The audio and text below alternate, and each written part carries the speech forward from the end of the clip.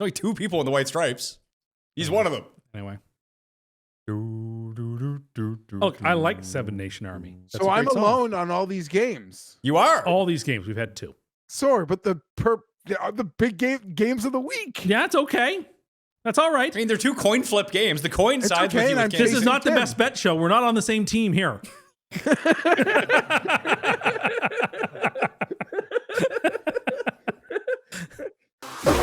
Mayo experience. Mayo experience. Mayo experience. Mayo experience. Experience. Welcome to the Pat Mayo Experience, presented by Underdog. Thanksgiving Day picks against the spread. Game previews, the Pilgrim Parlay, partner. It's all here for you in part 1 of 2 of the Spread Pick Show. This week we have separated both shows, Thanksgiving and Black Friday. Rest of the games, you can check out the remainder of the games in about 12 hours time when that show ends up coming out. That means we have 2 Cust Corners, 2 free money teasers, and a lot of game previews for everyone. Reminder to smash the like while you're here. Reminder to sub to the channel. Turn that notification on. Sub to the audio podcast as well. And you're going to be around family this week. We are getting all these shows out early for you. So if you have a commute, you got tons of shows to kill said commute. So tell some family members. If they're going to be interested in this show, you tell them. Let them decide for themselves. Geoff, how's it going? It goes. I'm hanging in there. Listen, I think all of us are struggling. You know, we've all sort of found out in the last 24, 48 hours that our soulmate in our DMs is from India. But other than that, like, we're just hanging in there. Well, Jared is producing. I was going to say behind the glass, but there is no glass. We got new lights. The coin is here, and sitting across from me, ready to go with his Pilgrim Parlay, it is Tim Cust. Not my name, but yes, of course. I could never let the people down, partner. Did it win last year? Probably. It wins more often than it loses. Is that true? Let me tell you about this Pilgrim. This parlay hits all the time. He Geoff- would know if it won last year. He remembers everything. He could tell us the 3 games that were played last year right now if we asked him. What are the 3 games that were played last year? I'm pretty sure it was Chicago and Detroit. Oh, Washington- yeah, the coach got Yeah. fired. It was the dumbest clock management ever for Chicago at the end of that game. Washington, Dallas was the middle game. Late game. What was the late game last year? Dolphins, Packers. It was Dolphins, Packers in a freezing cold outside game. The Dolphins didn't show up for. That's it was right. Giants, Cowboys. last Giants, year. Cowboys. Okay, it was Washington Cowboys 2 years ago. Then fair enough. So it sounds like you didn't win last year. Probably not. I remember. Yeah. When was the Vegas Dallas Oh, like year? 3 or 4 years ago. Did Sean Jackson first touchdown? Yeah. Fire. Geoff, are you excited for Thursday morning live at 10:30 a.m. Eastern time with the 3 of us, Cam and Rob? It's one of the rare treats of the year. Hopefully we'll get perfect attendance. I'm hoping on that as well. I did send those feel better pills to Cam, That's good. so hopefully he's using those. Jeff We'll and see. Jeff and I are preparing for the show by doing this, being mimes, because we don't tend to say too much on that show. You can step in on Cam. I can, but I kind of just want to let him go. Yeah, he's gonna be. We're recording the Best Bet show before that live show, so he might be a bit punched out. Yeah, he could be frazzled. Oh, yeah. We'll give him 5 minutes, and he'll magically get his energy back. Who knows how? All right, let's get into this. Unless there was something you guys wanted to talk about before we started. No, I mean, last Thanksgiving, I think the reason I don't remember all the games, you remember, like, I was trying to get home for Thanksgiving, but, like, my taxi got delayed, and we had to go to the airport. And like we were carrying my trunk everywhere. Then the plane wouldn't leave, so we spent the night in Omaha. Then we had to try to take a train that shut down. Then we ended up having to drive in that guy's truck halfway across the country before we realized that I actually am not married anymore. My wife's been gone for a while, but you know what? I like me, and my friends like me. Geoff, do you have a go-to Thanksgiving movie? No, not really. Not that I can think of. That's the only love one, Son-in-law. I guess. But like trains, Hey, planes, and automobiles. buddy, we're going to a farm. Trains, planes, and automobiles is the definitive Thanksgiving movie. Is Grumpy Old Men a Thanksgiving movie? I think it It is. might be. That seems like a movie in your wheelhouse. Yeah, I haven't It's seen it like in a while. any movie where there's a Thanksgiving dinner. Is that a Thanksgiving movie? I mean, then that would mean Miracle on 34th Street is a Thanksgiving dinner because that's how Miracle on 34th Street begins. They're going to the Macy's Day Parade. There's dinner at the house. Like, okay. Any movie with turkey is a Thanksgiving movie. It's like Tim's Halloween list. Okay. Are there any turkeys in the claymation movie Chicken Run? Because that's an excellent movie. Chicken Run is a very, very good movie. Has your boy Mel in it. You don't hear much from Mel No, these days. you don't. Although he's making Jesus 2, The Return. I heard that he's made. I'm very curious to see that movie. They cut out Jesus. JC is not coming back for this one. I really suspect that the box office will not be quite as robust as the first one was. Oh, I don't know about You that. think this one's going to make $1 kajillion as well? Maybe it does. Who knows? I saw the first one in theaters. Oh, so did I. So did a lot of people. The Big Chill is a Thanksgiving movie. It's a good movie too. Is Scent of a Woman? Well, Big Chill is not Hooah! Tim! I mean, the Big Chill is a big game movie, which usually takes place on Thanksgiving weekend. Right? The whole conceit is they're going to the Ohio State-Michigan game. I just Googled it of the best Thanksgiving movies. Apparently, The Last Waltz takes place on Thanksgiving. It does. It is true. It is filmed on Thanksgiving night. Same as John Lennon's famous appearance live with Elton John at Madison Square Garden for the first time in 5 years was on Thanksgiving night. So, Geoff, that leads me to my next question is who did the best cocaine on Thanksgiving? Was it Glenn Close in The Big Chill or Neil Young and everyone in The Last Waltz? You mean Bob Dylan? Everyone in the last Neil waltz, Young but had a I- coke I rock. thought it was Bob Dylan. No, it's did Neil it. Young. Okay. He has a coke rock hanging out of his nose the entire time. It's outrageous. So wouldn't like Rocky be a Thanksgiving movie? Oh, I don't know. Is it? You know what else is a Thanksgiving movie? Is Prisoners. With Hugh Jackman? That takes place over Thanksgiving. Is it really? They And the are. one with Bradley Cooper and Jennifer Lawrence. Silver Linings Playbook, which, Like, you know is what? that a Thanksgiving movie? It's a really good movie. It's okay. I liked that movie. I saw it in theaters and really liked it. It's a fine movie. It's more than a fine movie. It's actually I really don't good. think I'd be out here being like, you know what you need to see? Silver Linings Playbook. You know what Jared watched last night for the first time ever? Tell him, Jared. Watched Anchorman. Wow. And guess his review My of it. goodness. What is it? Just okay, really. Really Guess how escalated- many of the movies, all of the movies you just said, guess how many I've seen? None. None. Good guess. You would be correct. You should watch Planes, Trains, and Automobiles this week. It's on the board. It is. It It's is on on the the big board. You should. You actually should. John Candy, Steve Martin, Michael McKean has a low key role in it. Do you believe this automobile is safe for highway travel? Yeah, yes, sir. I honestly do. I do. I think you're correct. I think if you were to recommend one Thanksgiving movie to anyone, it would be Planes, Trains, and Automobile.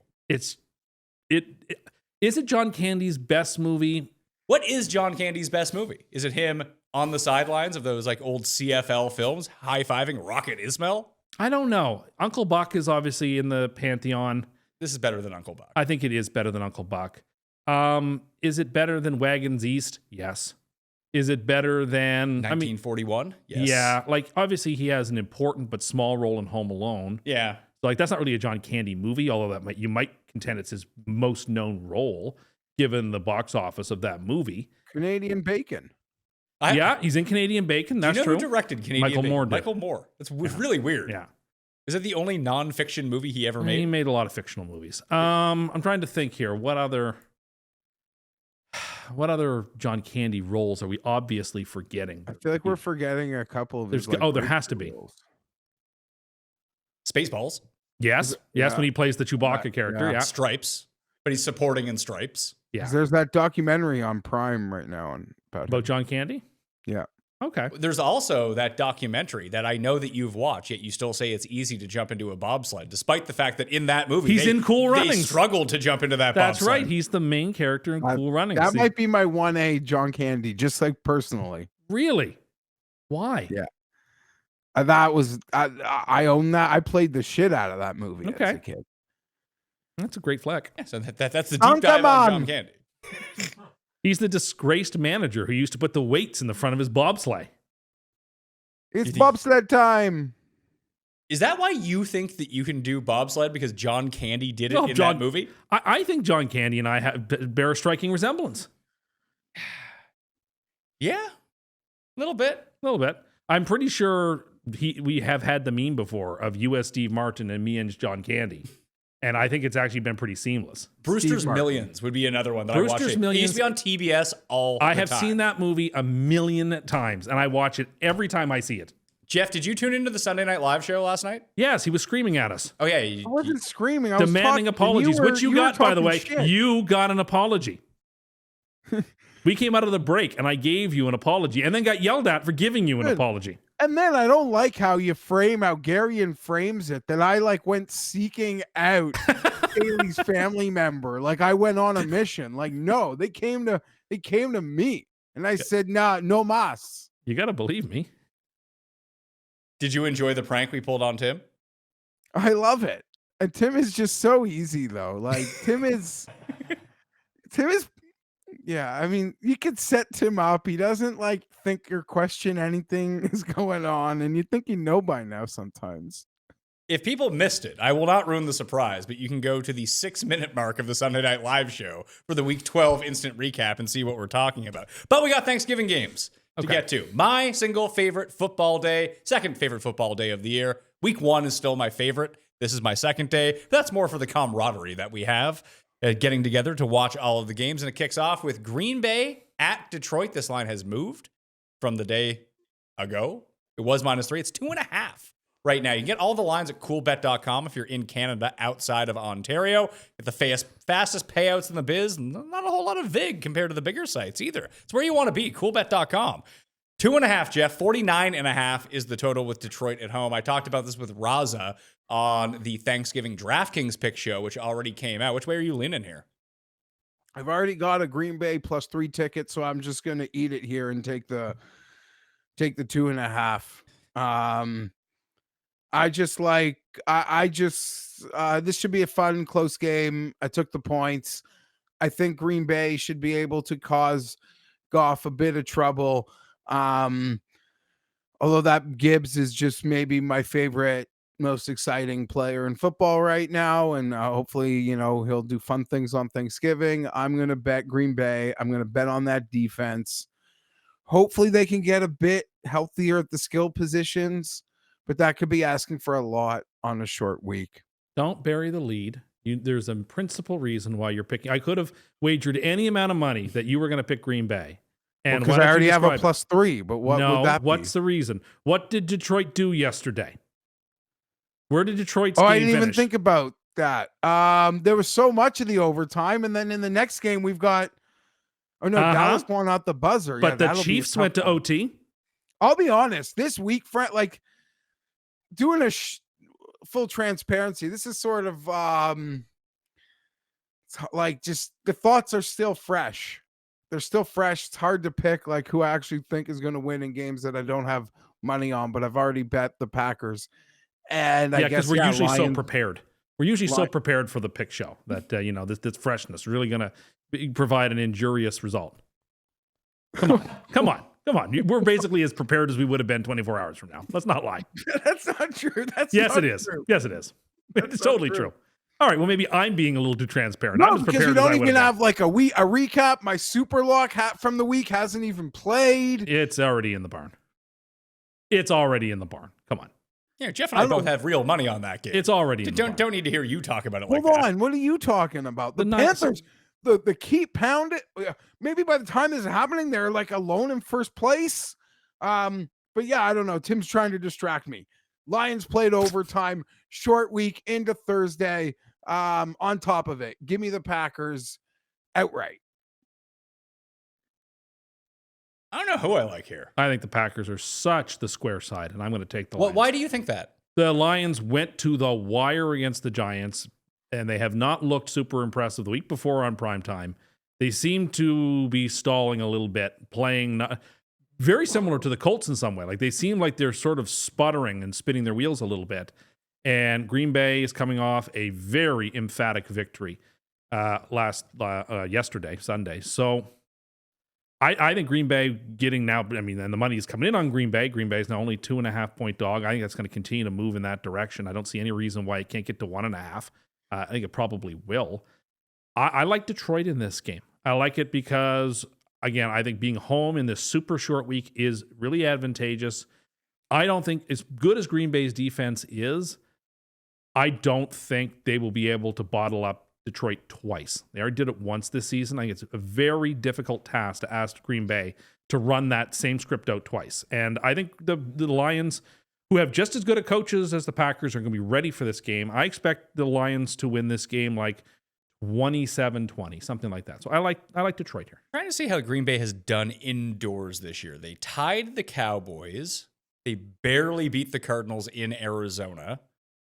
And then that's it for them for this year for indoor games. So I wonder if the fast track does get to them a little bit, because we always remarked about that. It's not so much for the Bills anymore because they just don't have guys left. But they're always so much better inside than they were outside, despite them being like, oh, they need to get their home field advantage so they can play everyone outside. It's like they beat the shit out of everyone whenever they travel indoors. Like when that game got moved to Detroit that year. It's like, this is perfect for them. Mm-hmm. No, I agree. I just think Green Bay is going to be a very popular side. What I still think about Green Bay is what I've been thinking for the last 5 weeks, which is that they have significant flaws, and that they have been exposed a few times this season against very inferior opponents and fell flat on their face. And the Lions need this game desperately too. Like, both these teams really need this game. Both are going to be up for it. And So tie is what you're saying. given the shortness of the time and it being in Detroit, I just think the Lions will play here. And I think it's going to be very unpopular pick. So all the more reason to sort of want to be on that -2.5. Trying to think of if we can get if we're looking at the NFC picture right now, Geoff. Eagles, Bears, Bucks or Panthers, Rams, Seahawks. I mean, the Bears most definitely aren't in. So one of those three teams. There's like 5 spots that are like spoken for, because I do feel like the Rams and Seahawks are both. And the probably, 49ers don't play anybody left. They play 3 really easy games in a row. So if they can just win as 6 or 7 point favorites in each of the next 3 weeks, they're already at 10 wins with 3 more to go. So presumably that they would be in as well. We'll see. Some weird stuff happens all the time. That leaves one spot basically for the Cowboys, Packers, Lions, Bucks, Panthers. Like that's Bears, like throwing them into the mix. Yeah. One of those teams would get that, obviously. I don't know who misses. I mean, probably Dallas, because they have like the hardest path to get there. Chicago is not going into the playoffs. I really don't. Not with their schedule. I don't think so. What if they win on Friday? They Bucks, Panthers, but like maybe both of them are going to miss. Bucks and Panthers both can't. Yes, they can. The Falcons are only 2 games. They're only 2 games back. If the Buccaneers are going to roll out Teddy B week after week, how much worse is Teddy B than Kirk Cousins? Well, if they're going to roll Teddy B out there week after week, and as injured as they are, like, they may not win more than 1 more game. So, like, the name of the game is how do I get to 8? I don't know if Atlanta the Falcons can get to 8. Yeah, but the Falcons already lost twice to Carolina. They did, which is tough for them. Carolina Carolina is bad, and they have tough games left too. Yeah, but they have 2 games against the Buccaneers. I get it. So if the Buccaneers only win one of those games, that means the Panthers also win one of those games. I know what you're And saying. now they're ahead again. The Falcons. I think there's a very good chance that this time next week, the Falcons could be a game out of the playoffs. See, I disagree. They could be 5-7, and you have a 6-6, 6-6 and 6-7 in the Buccaneers and the Panthers, and then they're a game back. They're a game back with 5 to go. Are they actually a game back, or do they lose all the tiebreakers? Well, they haven't.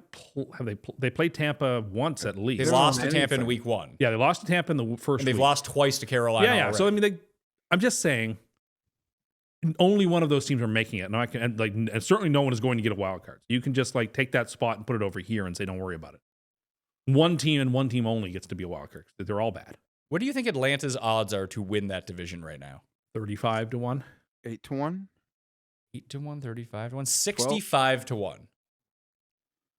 How much? You like that? That seems like really long odds. 65-1. Well, that was really. I don't know how long Bridgewater, or don't know how long Baker's out for, but he was in a sling for the second half. It was his non-throwing shoulder, and it's not like that's his only injury. No, but we've seen him Didn't him just say they're a game and a half back. The Falcons are 4-7, and the Packers are 6-5. Oh, so they're like 2.5 back. The Panthers. But after this week, given the opponents that they've got, the Falcons are probably going to beat the Jets. The Panthers probably aren't going to win either of the next 2 games. And we'll see. Tampa and Arizona right now is a coin flip with Teddy B. So this will be really funny if Carolina wins the division. Oh, well, that's fine. That'd be good for you. Wins what won on Monday. Yeah, sure. I'm just saying, I look at that schedule and I say Atlanta could be 1 game in the loss column back this time next week. Atlanta has 3 potential wins on the rest of their schedule. So that gets them to 7. So they need to find 1 more. So you think they're going to beat the Seahawks or the Rams? Those are the two other games that they Probably not, but like the Seahawks are gettable, I suppose, in a game if Sam throws them out of it. have. I guess they could go Jets, Bucks, Cards, Saints. They could win. Then you get to 8, and But then you need they're not even beating the Jets this week. So what are we talking about? Oh, yes, they are. They are favored on the road against the Jets. Yeah, but there's a reason they should be. Anyway, we are getting off field here. We're talking about the Packers. I like and the Detroit. Lions. I like Detroit's speed here. I think that their offensive line at this point in time can hold up enough against that ferocious front four. And the Packers secondary isn't very good. No. Like, it's good because the amount of pressure that gets generated. Now, if it's one of those games where you get Goff off his spot immediately, he's going to be terrible. But we just saw what they're willing to do. Dump the ball off to Gibbs 15 times in a game, and maybe he'll make someone miss. And if he makes you miss, he's gone. This we know. It's a lot for me, Jeff, and you can set all the injuries on their offense. It's about Green Bay's offense. Can they score 30 points in this game? Probably not, but with their defense, probably don't have to. I mean, by the numbers, the Lions' defense is better than the Packers' defense, which does not match anything that you watch on a week-to-week basis, but I was interested to see why that was the case and can't really figure it out. They've had a couple of big beatdown wins, I guess. That's why. Maybe so, and just maybe it's a quality of opponent that Green Bay has given up points to, although it's never a lot of points. It's enough points. Yeah. You're like, how the hell did the Browns scoring 17 on you here? Or the Carolina, or How many points did Carolina score in that game? 17? something like that. Yeah, so it's not like they're giving up a ton of points. I think Green Bay is very good. It seems like there's something wrong with them. Yeah, there is something wrong with them. I can't quite figure it out either. I still don't think Love is that great, but yeah, there's something missing. Well, their skill positions are pretty depleted. It's true. They are, but they do have a lot of, well, we'll see, because Jacobs may or may not play in this game. I'm guessing if he was close to playing on Sunday that he is going to play in this spot. If not, it would be Emmanuel Wilson, but not 100% Josh Jacobs. We saw that earlier this year. He'll score a touchdown and rush for 40 yards on split carries, so that's not really doing you much. No. Jaden Reed probably not going to play. I brought this up to Raza earlier, Jeff, that since Tucker Kraft went down, it's been all Christian Watson. Even like Romeo Doubs isn't doing anything. Maybe Tucker Kraft was kind of like McBride in Arizona, where he just kind of made everything work. The deficiencies they've had since he's gone out have shown that clearly, and Dobbs is just a drop machine. He is a drop machine, but because we always wondered about like when Michael Wilson stepped into that role for Marvin Harrison. It's like, oh, can he do it? Like we had that number 2 conversation last night too, but he's not really the number 1 on that team because Marvin Harrison's not the number 1 on that team. He's the number 2. So you're getting a much better role because McBride is sucking up all this attention. It kind of feels like Kraft was the one on Green Bay, and now no one knows what to do. Like the closest thing that they actually Watson's back. Well, he's the closest thing they have to a 1, but he can barely stay on the field. And he's not your, I'm going to beat you in one-on-one coverage for a slant over the middle and go make a tough catch. He's like, I'm going to try to juke you for 6 yards or run straight down the field. Like, it feels like Dobbs should be that guy for them. Yeah. But like, even Matthew Golden didn't play last week. And you got Savion Williams in his Spaceball helmet out there trying to run through people. He's just too little. He's too easy to tackle with the giant helmet. It's true. This is the game of the week to me. Like of all the games on the whole schedule all week, this is the game I want to see. Well, the two early games on Thanksgiving probably are the 2 best games of the week. The ones that carry the most consequence too. Yeah. That's never happened. No. Well, because Detroit's been bad for like 50 years. And Dallas has been bad for 30 And Dallas years. has been up and down with important games. So yeah, it's very rare that we get 2 very consequential games. So Jeff is the only guy on Green Bay. Me, you, and the coin all taking Detroit minus 2.5. Kansas City at Dallas. Dallas 3-point dog now. Was 3.5. I saw that from, we'll do the recap on the next version of the show, but your KC pick was a push. It was 3 when we did the show, not 3.5. Interesting. So very good for you. That's great. Interesting. Bullshit. That's what it was when it Didn't really deserve it either way, but I had a chance to get the win outright when they were knocking on the doorstep at the end of the game. But we're not going to complain.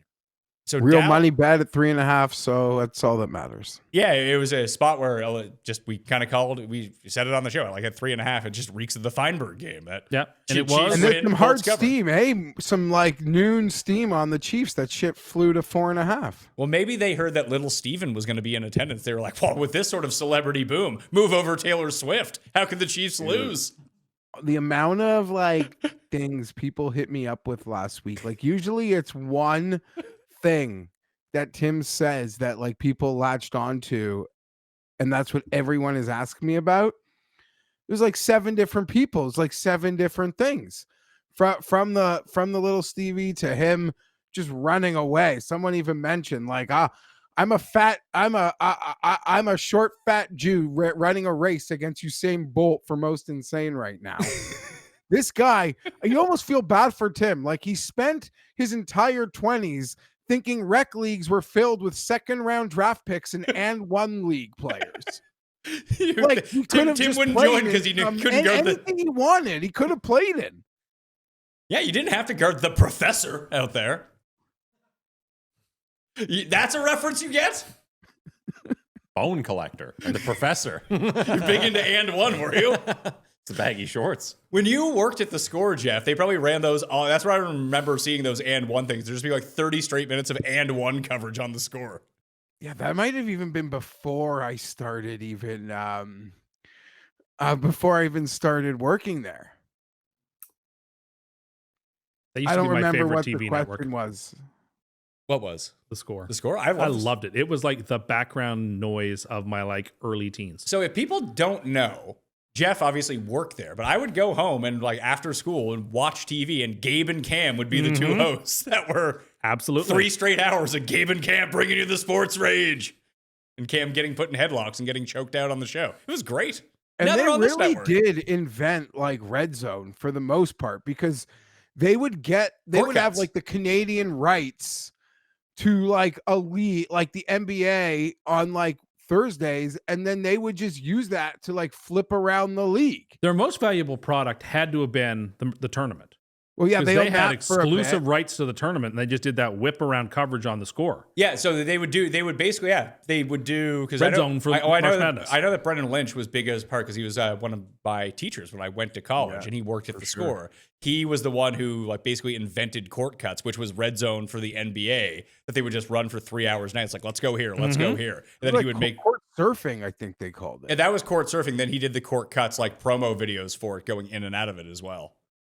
It was like that was it was awesome. It was a great product. And like, you couldn't like, it's not like it is now when it comes to March Madness, where like every game is on 4 different networks. Like CBS had a game on, and then the Score just showed you, because CBS had all the games and only had them on regionally. So you watched the Score that did the whip around coverage and the one game CBS on. And that is how you watched the tournament for like until like 2011. So like for most of our lives, that's how we had experienced it. And now you can 8-box it on your phone if you want. Oh to. yeah, now it's like it was like a super souped up like ESPN news, because it would also have like insane amount of like random press conferences. Like I watched Mike Riley get introduced as the Chargers head coach in the late 90s on the Score. I mean that, like any sort of like relevant press conference in the world of sports, introductory, signing, anything like that, firing, they just like, that's what they felt they were there for, like go to it live. And Americans might think that was normal, but in Canada, that just didn't happen. and it wasn't stuffy. No, it was the opposite. TSN was always more buttoned down. Like And TSN was Sportsnet tried to be less buttoned down, but still kind of were. But the Score was sort of like letting it hang loose, and like it was more fun.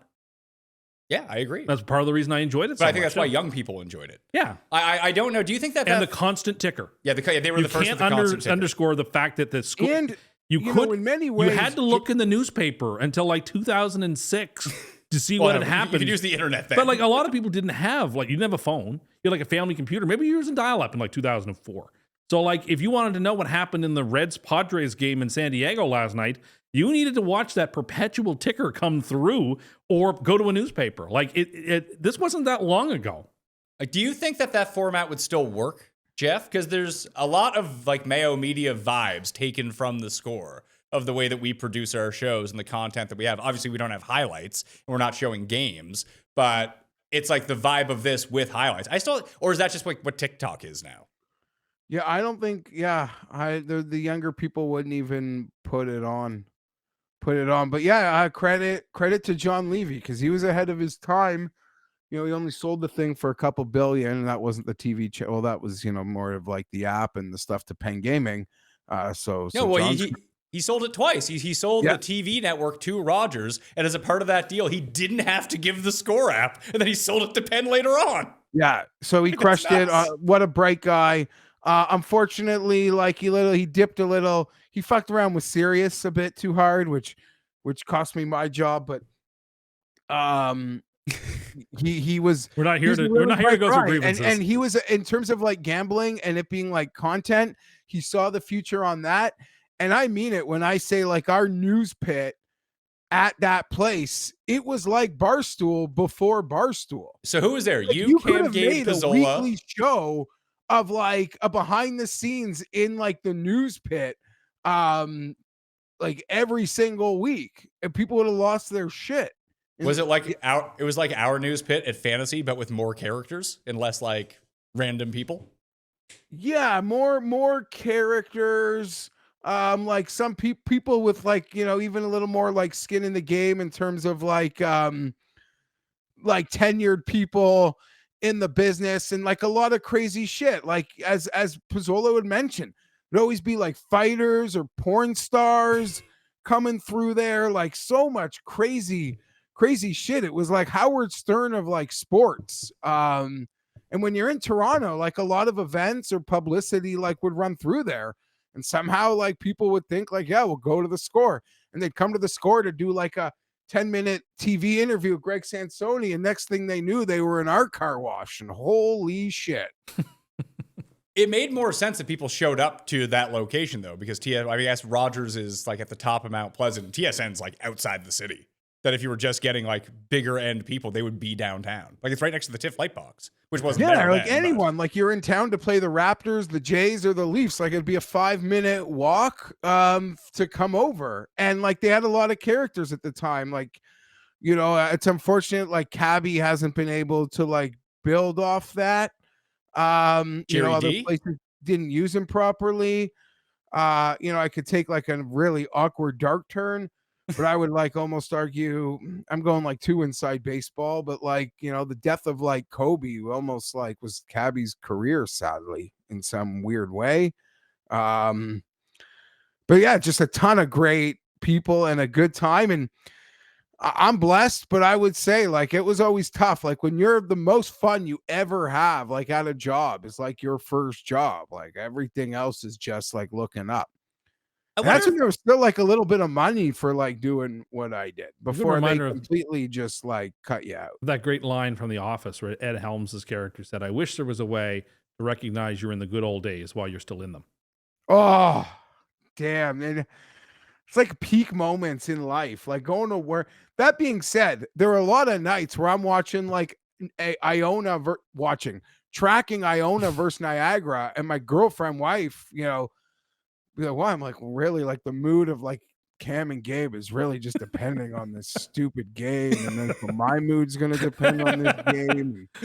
There's that slope of it too. I'd like to know from the audience on this one, how many people, I guess, like first like real job, is that the most fun you're ever going to have at a job? Totally depends on the nature of the job. But I don't know. Like, does it depend on where you are? Like, you could have the shittiest job. Like, I remember being in New York and having. Like I liked what I was doing, but I was overworked and basically made no money. And I had to like stop doing it and move after 14 months because I got so burnt out from working 6 days a week and 80 hours a week. And I had no money, but I still had a fucking blast like going out. Like it was just that I was 25. Yeah, like when Homer worked at the bowling alley. Yeah. But it was. I lived at home still. I could work like really fucked up hours to be a part of Gabe's like late night show sometimes. Yeah, making money, living at home, laughing all day long. It was a good fucking time. And I would say that fantasy was the same way for most of the people, like myself included, who worked at fantasy. It was most people's first jobs out of college. No one made any money. Everyone had a blast basically every day until the massive layoffs. I mean, the few times that I visited the fantasy offices, the vibes were always upbeat. Except for when Gabe was yelling at the Bet365 guy. That was, I don't know who he was yelling at, but somebody had misscored a European table tennis match that he knew he had gotten the right side of an over-under on and had been misscored. And he was in the stairwell, just laying into somebody. And I was like, what have I walked into? What layer of Dante's Inferno is this? Kansas City and Dallas. Dallas, 3-point dogs, down from 3.5. 52 is the total. 13 games in a row, Geoff. that the total has been 50 or more in a Chiefs game has gone under now after last week. Through to you. No, this is, Tim said this is his game of the, that first one was his game of the week. To me, this is the game. This would be the 1A of the day, and the earlier game would be the one. No, Raiders Chargers game of the week. Oh, no. That's probably the nut low. I'll probably get in some, and I like it. Hopefully it's Ross Tucker and not like Spiro Ditas. We'll just leave it at that. Man, was that Tim's usually better at this because I'm in the moment with some hyperbole. Win of the year yesterday on Sunday with the Cowboys? Kept their season alive. Yeah. Like in the league. Like what other win? Chiefs yesterday. I guess like the Houston Chiefs coming win back against the Jags was pretty remarkable a couple weeks ago. Yeah. Yeah, those would be the biggest ones. Actually, both of these teams playing probably are both coming off of the biggest that season San Fran saving games. upset on Thursday night. I don't know, sticks with me as one that I'd have up there with like their injury list. But Jacksonville beating the 49ers. Game. And unfortunately, I said it last week. I mean, the Chiefs are in overtime, so I kind of put myself in a box, Pat. But I said if the Cowboys win this game outright, like it's Chiefs max. I like Dallas in this game. I try to think about it was the same cap that I'm using from last week. I mean, obviously it worked out in my favor that Dallas ended up storming back and winning that game. That front seven is good now, Geoff. It's actually good. It's really good. It's definitely because Overshown and they made the trades and yeah. Yeah, the secondary sucks, but I have yet to see, outside of, I think, the Giants game earlier this year, that Kansas City can throw over the top and take advantage of a bad secondary. It's an easy cap. The Cowboys have the better offense. The Cowboys have the better defense. Yeah, that's not true. They do. They do not have the better defense. I think they do now. Kansas City has a good defense. Cowboys defense overrated because people think they're great when really they just went from horrible to mediocre, which is a huge upgrade. Clearly, well, they went from being sieves at all three levels to having a good front seven. They can get after the quarterback a little bit and they can stop the run. Now, is that the most important thing to do? Kansas City's just a janky team that way that they don't really do anything well. It'll be a very low scoring game offensively. I agree. I like the under. This is like much like yesterday. There was a moment at the beginning of the Eagles game as you're watching the Browns really have their way with the Raiders, where like obviously you know the Raiders were bad, but you're like, did I put too much stock into the Cowboys just beating the shit out of the Raiders on Monday? Even Brady was talking about that during the game when it became 21-0. Brady sort of made that point that he's like they looked really good on Monday night. That wasn't a very good opponent, and so maybe we have to recalibrate things. They were taking panning to shots at Jerry in the booth. He was very upset when they were down 21-0. I mean, that comeback was harder than the Chiefs, and it was as consequential as the Chiefs comeback. But I just think the Chiefs continue to have too many flaws, and the Chiefs have 3 hours more rest. They have, yeah. Well, not quite because the Chiefs played overtime yesterday, so not quite. But here's the fact of the matter is that the Colts had every opportunity to finish the game off yesterday and just didn't. Yeah. I honestly learned more about the Colts on Sunday than I did about the Chiefs. I like Dallas in this spot. I still do. I think Dallas will lose by less than a field goal. It just that's how Kansas City is just going to win some of these games. But if I think that, not taking the 3 would be stupid. Yeah, I like If I think it's going to be a field goal game, take the team getting the 3 points. It might just win. You see that with the Chiefs, right? I mean, it's the old story now. We're 12 weeks in, but either their wins have been by double digits or they've lost by like a couple points, and they finally broke through that. And now, they're probably going back to the Super Bowl. Probably not. Their best is not good enough right now. I don't know. Well, we went through the AFC their best is yesterday. On par with the other bests, though. I don't think that's true anymore. But we couldn't even figure outside of the Rams. We couldn't figure out who the next best team was in football. Great point. It's a collection of 12 teams that are all because there's so many flawed. Good but not great teams of which the Chiefs can fit in there. It's just there's too much stiff competition for that. There are still 3.5s that are available. Like Pinnacle right now, it's still even minus 120, Geoff, that you can get the Cowboys. I would bet Cowboys plus 3.5. I don't think I'd bother at the. I think I would just play them on the money line. So Tim, why aren't you you could teaser? Oh, never mind. So which side are you taking? Are you going max on Kansas City, Geoff? No, definitely not Max because they played in overtime. You're- But I'll lean Kansas City. I'll lean the 3. I forget what the answer was. Who did Jared say's halftime? And the Dallas halftime's bigger than the Detroit halftime. Yeah, Jack but White, Post Malone, and Little John. that's for Detroit. Oh, there's No, that's for Dallas. Post Malone's got to be Dallas. Yeah. Post Malone's probably Dallas. Yeah, Jack White's playing Detroit, and Tim didn't know who that was. Oh, I know. It's wild, right? Like unbelievable, Wheelhouse. because he has so much. I get like the white stripes, but like honestly, for Tim's age, they're like an iconic brand. And Jack White had so many solo or independent projects that to not know that. I mean, I'm not even a music guy. Even This if is little Stevie, unbelievable. even if you didn't know any of his solo work, you would just know him from the White Stripes. There's only 2 people in the White Stripes. He's one of them. Anyway. Look, I like Seven Nation Army. That's So a I'm great song. alone on all these games. You are. All these games, we've had 2. Sorry, but the big games of the week. Yeah, it's okay. That's all right. I mean, they're 2 coin flip games. The coin It's sides okay, with you and with I'm Kansas This is City. not the Tim. best bet show. We're not on the same team here.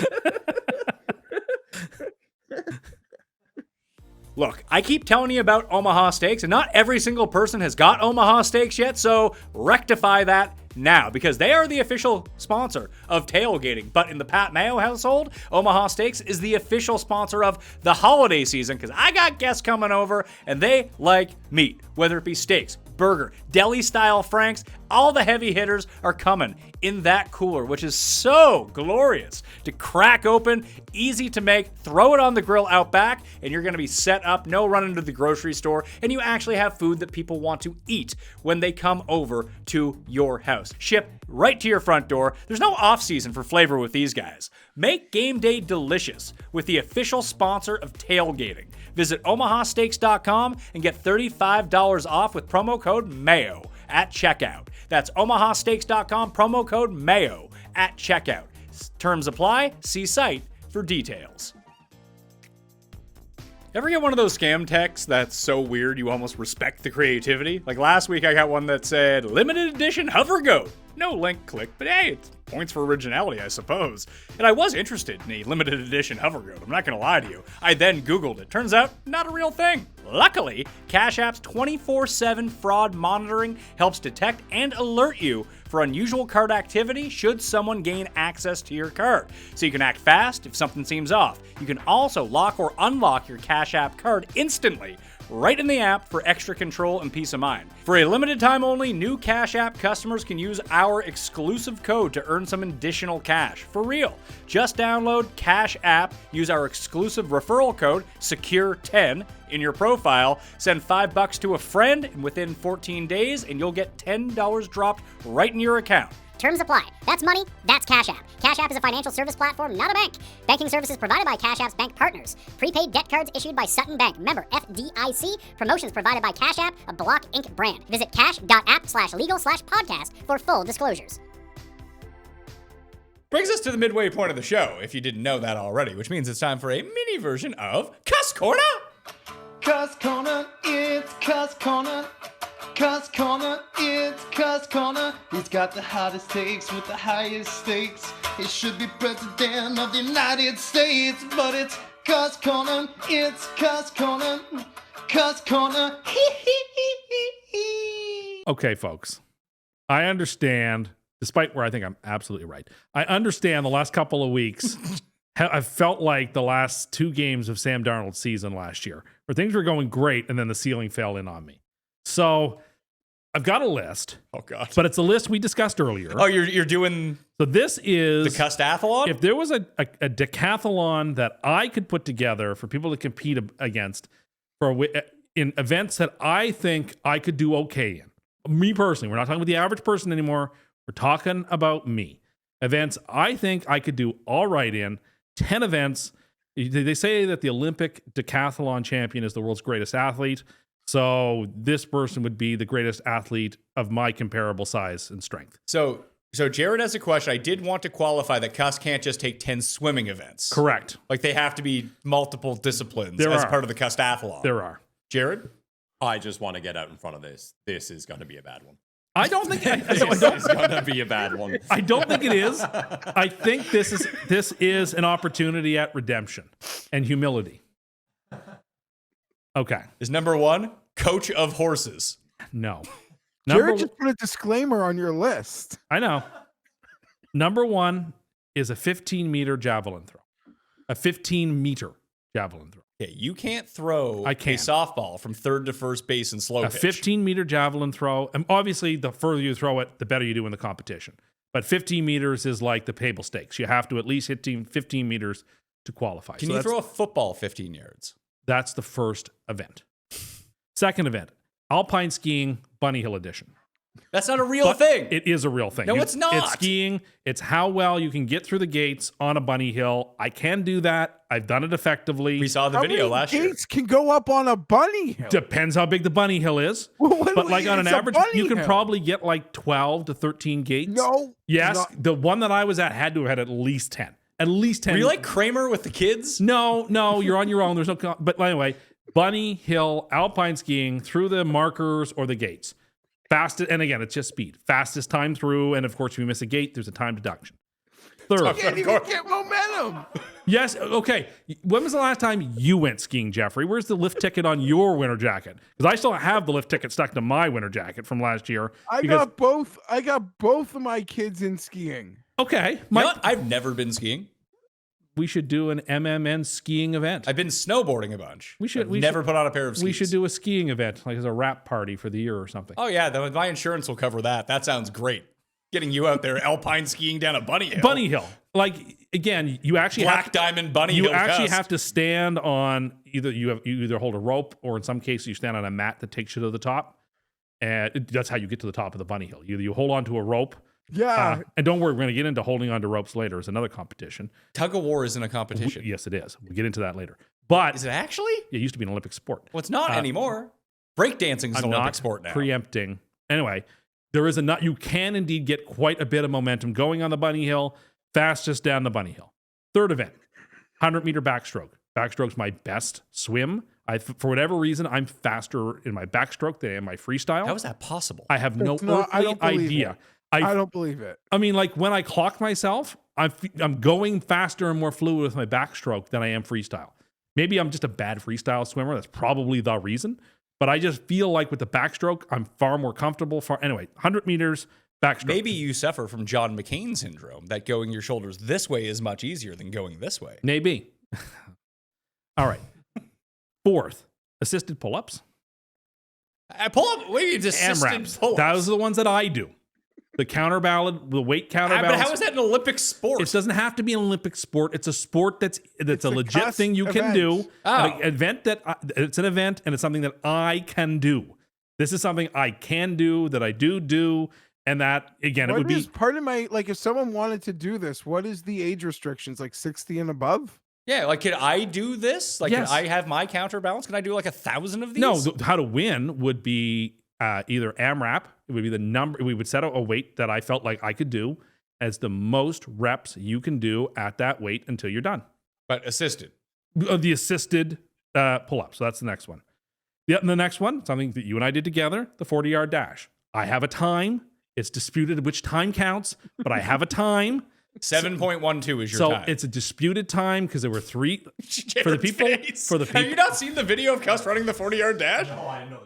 So to inform not everybody's been with us for like a decade. So when we went to the Super Bowl in Minneapolis and we did the 40-yard dash, the very first time I went for my dash, I did leave early, and so the time didn't count. So I had And then to, they asked if you could beat Kareem So Hunt, I had and you to said no. So I had to run a second time. The second time, repeat. the second time, I took off on the right time. I was at like 6.98 or 7.0, but the person who was filming me for the show didn't hit record. So that didn't count for the record on the show. So the third time I had to run it was the time that Pat is quoting. The first time I was offside or I false started. Second time was a much more respectable speed. The Wait, third wait, time, you just said the So second the time one that's was. officially documented is the time you're disputing?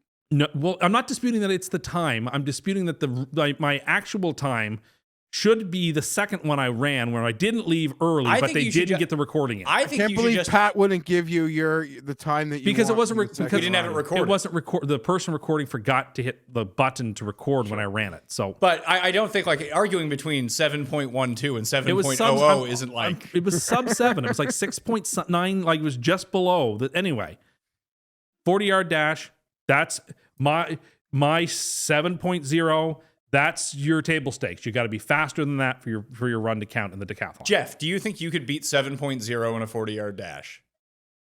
Jeff doesn't have a knee right now, and his other knee is bothering him. Yes, probably. Could Cam beat it? Cam looks like he's probably sneaky fast, so yes. Cam's also like 50 It's something. okay. Jack LaLanne was like 90. He was pulling trucks. He was going fast. Just saying, like, age is not the Jack- be all and end all of Okay, speed. you just realized that despite the age gap between Jack LaLanne and Cam, one was a professional workout person, Well, yeah. and the other one is Cam, whose greatest thrill was getting annihilated 2 nights ago. Yeah, why don't we like compare Gary Player to Cam while we're at it? No, we best not. We'll have But to hear a Gary rant Player about- has some choice words for Cam. All you eat is butter. You butter and bacon, you fat fuck. That's why you don't last around here. Yeah, Cam hates Gary Player. I'm fit as a fiddle. I haven't had a piece of butter in 50 years. You do a good I mean, it's basically just a Byron impression. Well, they're both South African, I get that, but not all people sound exactly the same. but it's the South African accent. it sounds Might more like be your Byron. best accent. Diplomatic immunity. Okay, so that's the fifth event. Sixth event, balance beam walks. Just walks from one end to the other. I can do this. Can you? I can. You got to Sure pivot. about that? It's a timed event. How many balance beams there and backs can you do in a minute? That's the next one. Not like the stuff they do on balance beams in the Olympics. I don't yet have that dexterity. But So like my 4-year-old's gymnastic class. correct. I'm not going to be able to pirouette or whatever it is that they do on the balance beam. Next one, the leg press. This is my favorite. This is my favorite machine at the gym. I'm the best at it. It is the easiest machine It's at the one gym. I'm best at. Is the leg press. Did you know your legs are stronger than your arms? Mine are. And How this much is an at-home leg press? I don't have at home. I go to the gym. I put I know, like but if someone wanted to like, give you your favorite machine. how much like would it cost? Yeah. Like to buy one? That $1,100. There you go. I have no idea. I don't know if that's good or not, No, but me oh, neither. you can get a 2-in-1 leg press squat machine, and it has like the push over. Yeah, the core workout, which I've been doing recently, and I feel like that. You should tell people. Dad, you said you were down 17 pounds. Yeah, I but can see Well, it. It's mostly water weight. Thank you. I don't but- know if you were carrying. Listen, I don't know if you were carrying 17 pounds of water. well, I'm sure I was. know you're drinking 17 pounds of water. Well, You're that's pissing that a out. huge part of it. If you're consuming lots of water, you're not consuming calories. For me, as I've said before, like St. Augustine used to say, perfect abstinence is easier than perfect moderation. That's the truth for me too. I need to just abstain from things. I can't just have a treat every now and then. I either have to have lots or none. And so I'm in the none stage right now. Jeff, I have a few friends who are like that. Not with water or eating, but with other things. They're not big on moderation. They can't be a dabbler, put it that way. Yeah, I don't like have one beer. That wasn't See, meaning now that's you. something I could do because I could have a beer. That wouldn't bother me. Yeah, I guess it depends. I'm gonna have one beer. I'm just not gonna drink. But I can't have like one meatball. Like at a party. I can't just have or a lay. Well, no, you just have all the meatballs. I ordered an extra 2 dozen meatballs. Well, that's what the people want. that's what you want. I mean, yeah. But like, so the leg press. Next one, hula hooping. Hula hooping, whoa. again, I can't do it at the super high level. I'm not saying I can do it. I can't. But can I get the hula hoop going for a little bit? Yes, I can. It's something I can do. I'm not elite at it. I'm not a superstar. When's I'm the not. last time you hula hooped? It's been a while. It's Been a while. Been Your good. list, like how you did that you had that dream or that desire where you could like do jobs for like a day or two. Just Yeah, just, that'd be so much fun. you like just like an elementary school gym teacher. This list. We have a friend who does this. He was here yesterday. Yeah, exactly. So hula hooping. Next, and we're almost towards the end here. I have 2 left to get to 10. Is the tug of war. I used to be great at tug of war in school. I don't I used to know. love I playing don't tug know of war. as an Were adult. you the anchor? I was anchor. Yeah, but I don't know if they like if you do it against strong, like you were doing against little kids. Well, I was little too. Charlie Murphy out there beating up on the kids. Like this wasn't Kramer and karate. No, I was anchor. Yeah, but you were a big kid. As an adult, you're a big guy. But adults are just simply stronger. Like, sure, but like Did you tie it around your waist? probably. Yeah, why not?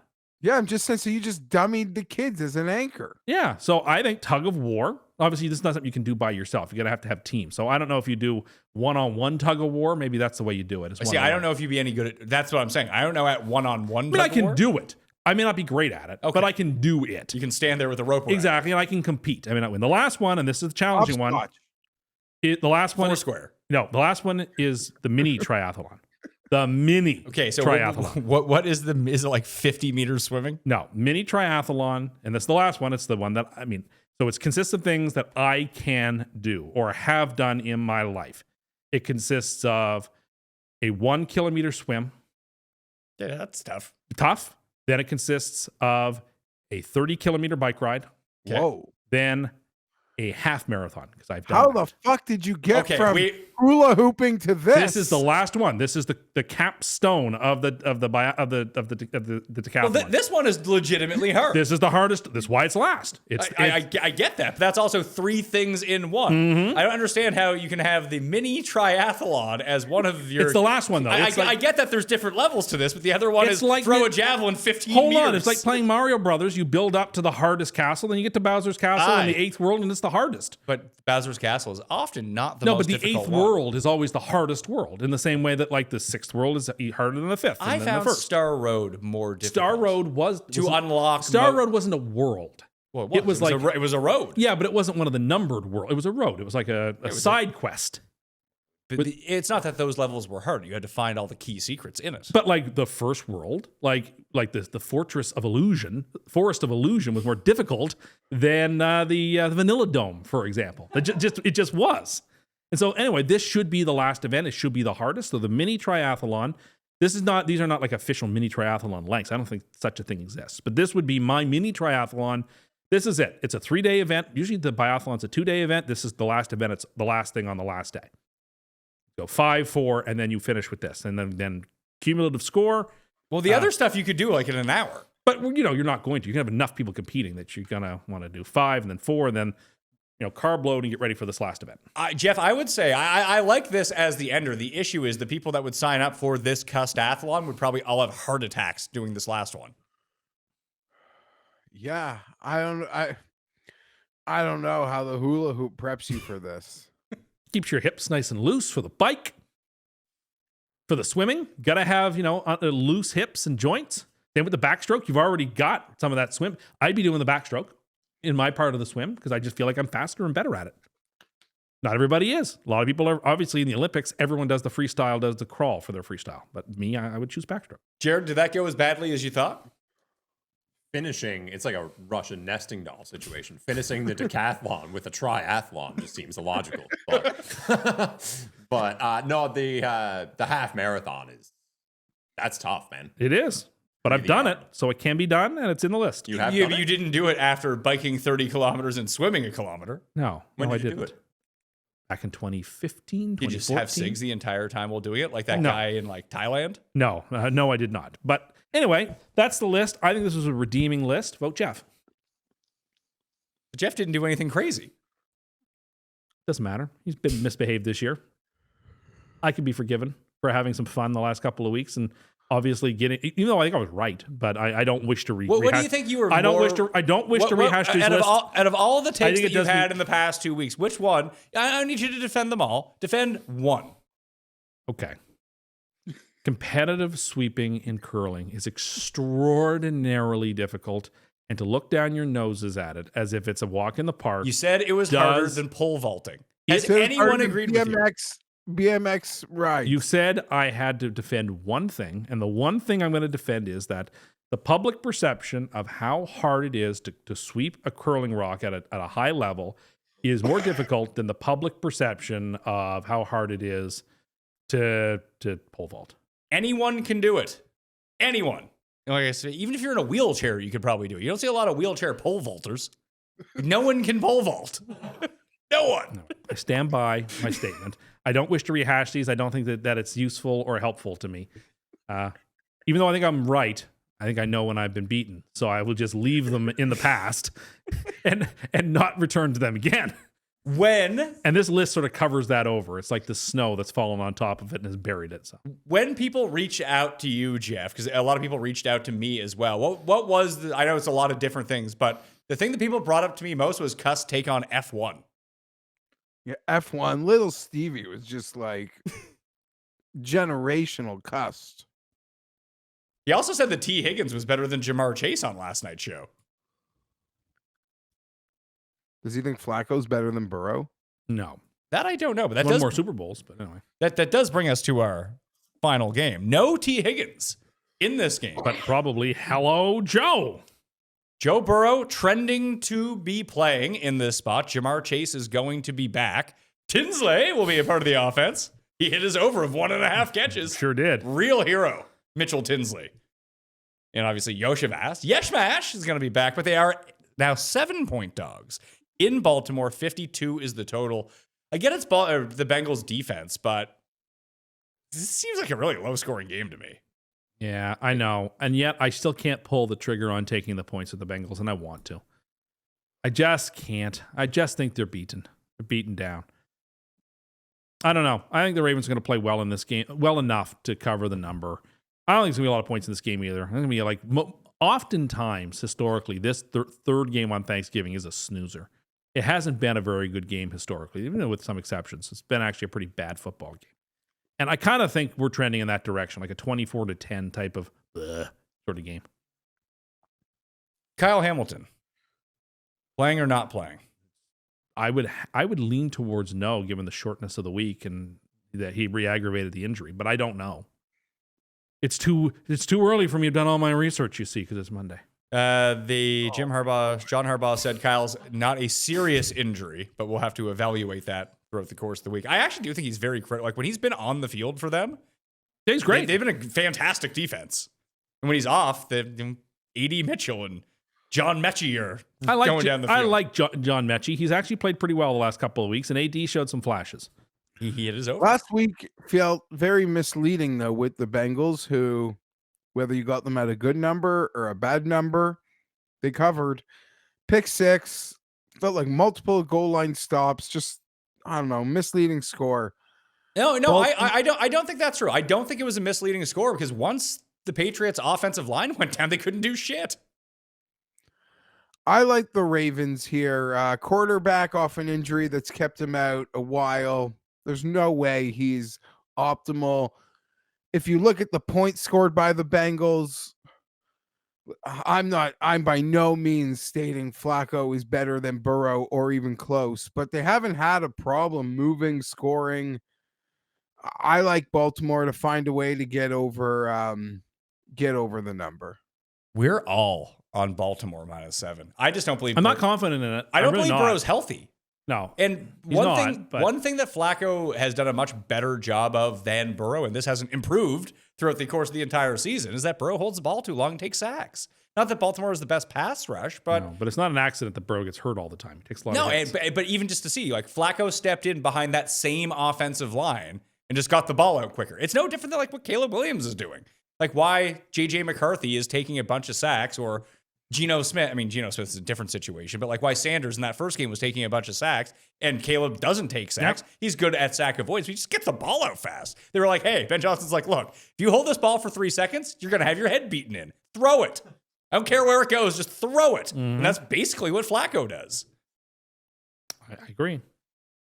I think that they're rushing him back, Geoff, to give them, he gives them the better chance to, like, if he's not healthy, they have no chance. So you have to bring him back before the season is officially over, and it's not officially over yet. That's right. They might have 6 losses. They have 8 losses. They have 8? I Bengals are actually 3-8. believe, 3-8. like, let's say they had are one not. more loss and one less win, and we're a week from now. I actually believe he would demand a play.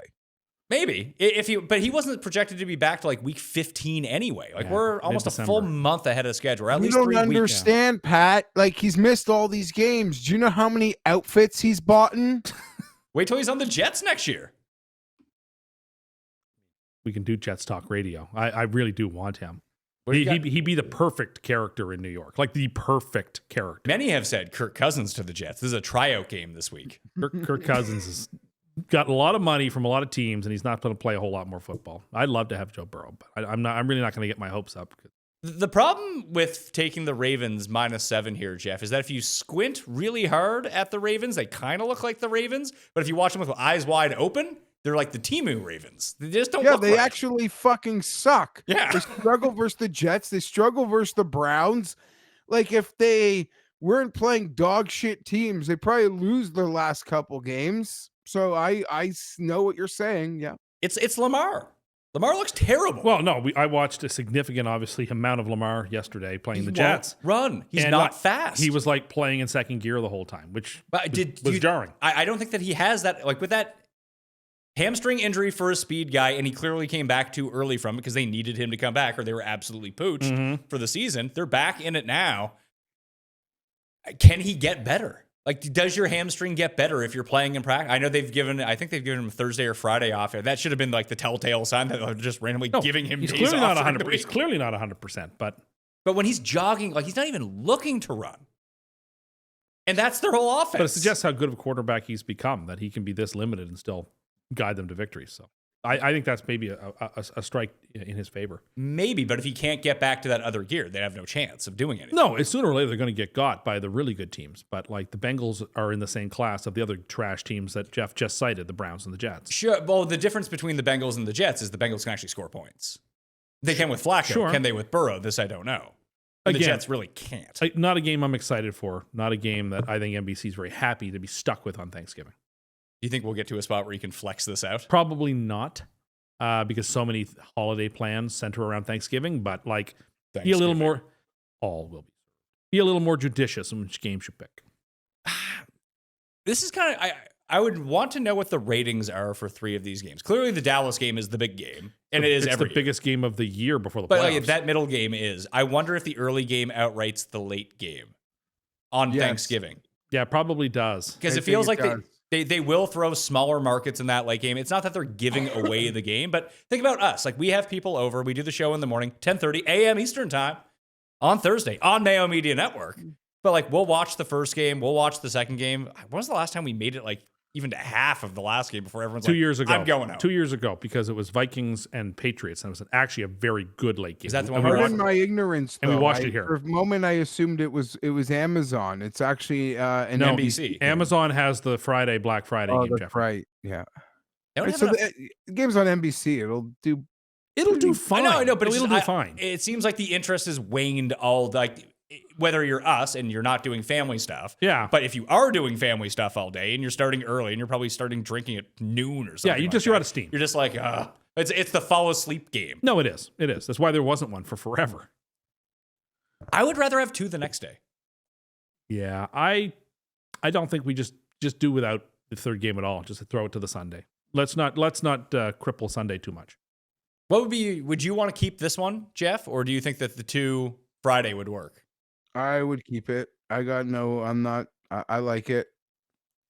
Let's go to Black Friday then. Bears and Philly. I'm taking the Bears because I think they're going to win. I'm taking the Eagles because I think the Bears are completely a paper tiger. Oh, they most definitely are a paper tiger. And I think the Eagles are going to bounce back off of that loss. I think that is precisely what had to happen to this Eagles team. They had been playing like that and getting away with it for too many weeks. They finally didn't get away with it. They finally took the loss against their arch rival. I think it's exactly what they need to sort of sort themselves out and jump back. And I just think that defense is going to just devour Caleb.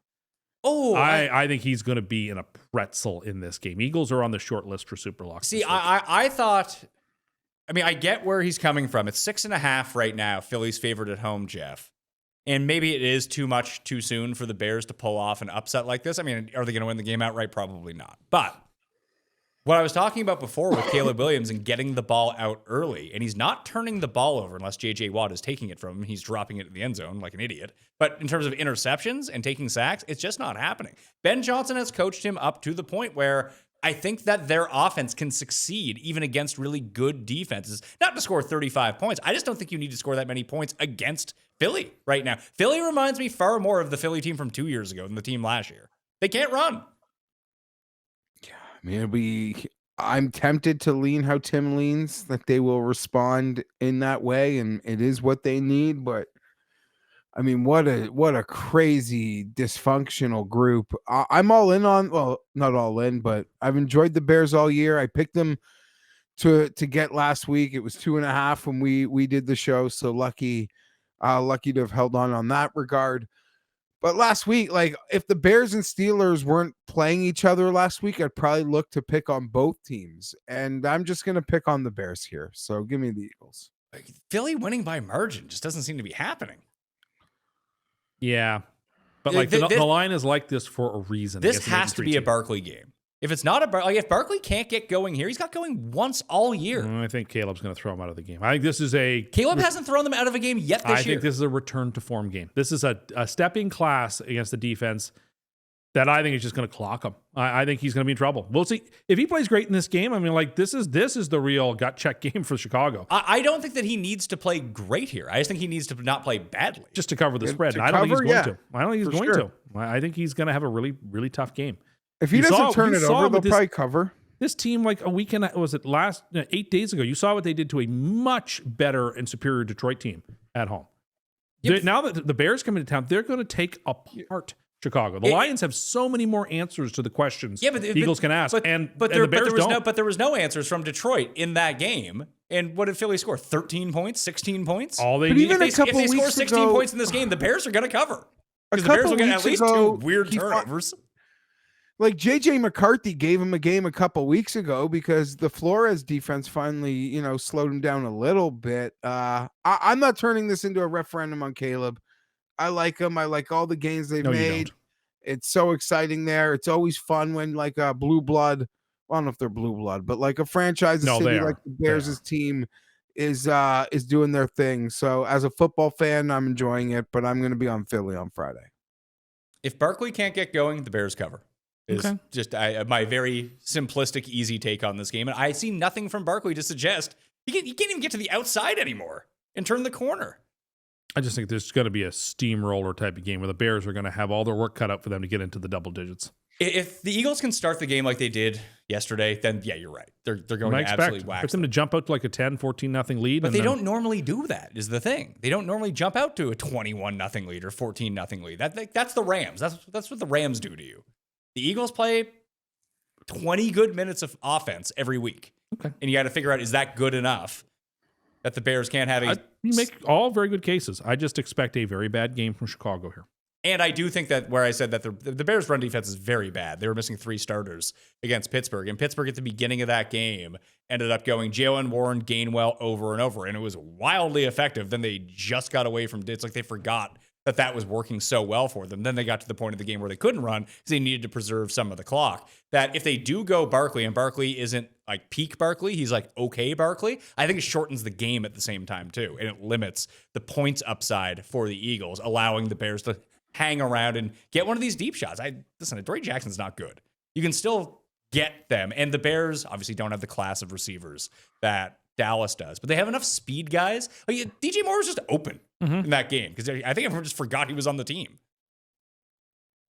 So I like the Bears plus 6.5. And I think that by the time we get to the game, that'll probably be more. Probably. It seems like it shifted, like money came in on the Bears. And I think that by the time we get to all of these games, it'll shift back. I agree with that. That's it. That's the show. It's Thanksgiving. Kept it pretty tight. We did. We're missing one thing. Well, Tim and Cust. Well, partners, let me tell you something. Every year I give you folks the Pilgrim Parlay. And this year will be no different for Thanksgiving, Buster. It's a 3-team teaser. Dallas Cowboys, Baltimore Ravens, and Philadelphia Eagles.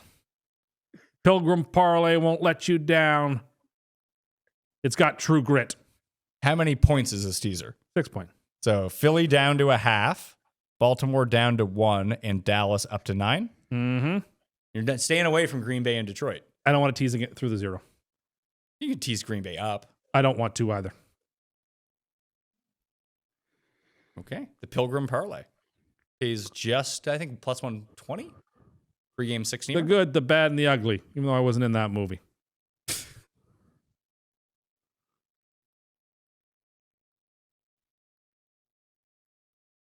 I have an airport named after me. Partner. More. More impressions. That's why the people are here. Well, they just got it.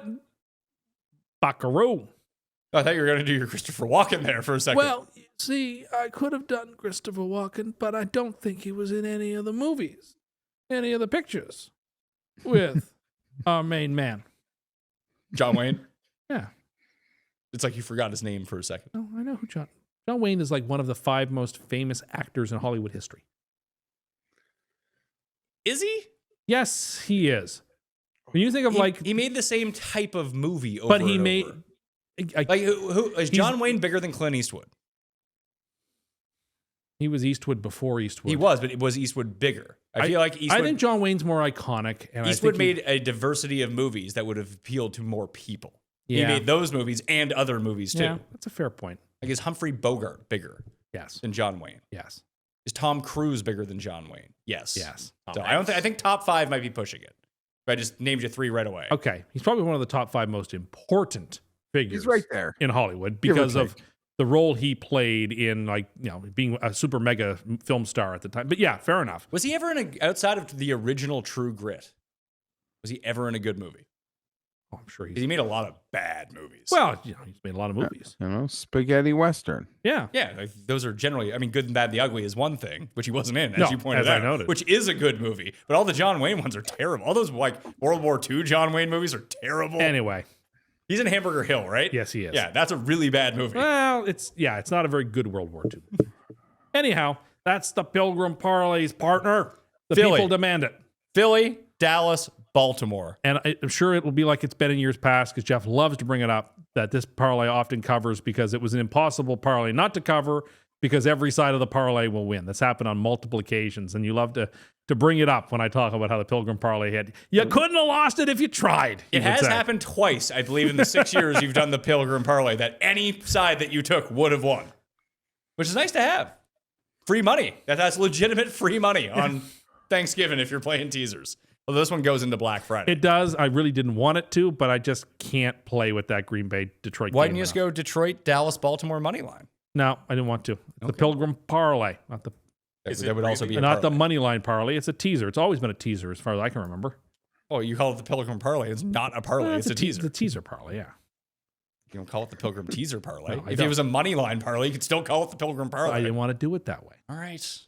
Part 2 of the week number 13 Spread Pick Show will be available in about 12 hours' time. It'll be earlier than it normally comes out, but we're going to give it some space here. We are live 10:30 a.m. Eastern on Thursday morning, and the Best Bet Show for the weekend will come out directly after that as well. So if you need to commute, you got stuff to listen to. Already 2 shows out already this week for DraftKings. We got the recap, 3 shows actually, and the Monday Night Football picks, although that's going to be irrelevant to people by the time that this comes out.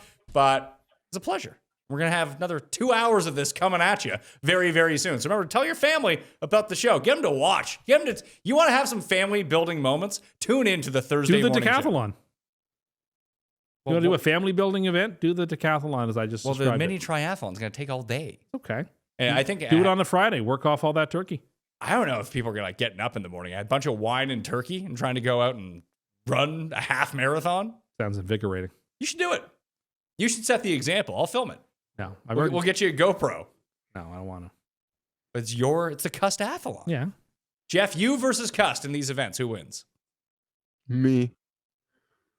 Heavy favorite, Geoff says he is. Do you agree? Yeah, I or mean, disagree? like a bunny hill's like embarrassing. You still got to beat Tim down the hill. That's okay. I've got I got a lot of skiing history. Like we were a skiing family, went on family ski trips. I retired because it took the weekends and I wanted to be home on on Sunday, but a lot of weekends and yeah. So it's in there. It's in there. Don't like but- walking in the boots. They're too slanted forwards. Ski boots are like, they sort of compel you to be slightly forward as you walk. I don't like that. You're a bad hinge, is what It just, I don't like the way it makes you walk in an unnatural way. ski boots, you would think. I guess that's one thing. I don't know. I haven't put them on in a while, but that's one thing I would hope. Like if sports equipment has upgraded, it would be how ski boots feel since I last had to buckle some up. I feel like you'd have good gear if nothing else, Geoff. I like ski culture. You know, you sit there in a nice Bogner jacket in the chalet, drinking. Jeff's all about après ski, as they call it. Drinking something, yeah, some hot cocoa or a coffee, or spike that shit up in the afternoon. If the wife wanted to go on a trip to Vail, like I don't know that I'd get on the hill, but I'd play along. I feel like me and my wife would do that. We'd go to a ski destination and never ski. You would try it for an afternoon and say, I don't like this. Why are we doing this? I would see. I know myself better than a lot of people do. I'd get there like, I don't want to do this. I'm just going to hang out in the lodge. Yeah, I did that when I went to Sugarloaf when I was a kid. I went skiing on like the Bunny Hill there. I was like, this is boring. I will rent WrestleMania 5 and watch it in the room instead. So I did that. I'm not much of an alpinist. Mega powers collide, Tim. Hulk won. You're not going to believe this. Oh, look at that. Oh, you got it right there. Mega powers Right explode, here. not collide. Look at that shit. Let's get a better view. It's all glary in the lights, but Trump Tower, Hogan, Savage. Awful. Man, that's the good shit. I now that WWF is on Netflix, I went back and I've been watching it with my 5-year-old. He's like fired up for wrestling, just like I was when I was 5. The Trump Tower was such a terrible location for a WrestleMania. Like, it was actively bad. Yes, no South Like, Lawn come of the White House. downstairs to get to the ring. Yeah, it was like a carpeted stairs, and like people looked like they were gonna fall down them coming out. And the crowd was just like comp tickets for the casino, so they didn't care. It would have been better off being on the front lawn of the White House. At least people would have been fired up for it. Anyway, that will do it for us. Sub to the show, smash to like, and yeah, do all that fun stuff. Have a happy Thanksgiving. We will return, like I said, in about 12 hours, so stay tuned for that. But until then, see you next time. Fat Mayo Experience! Experience!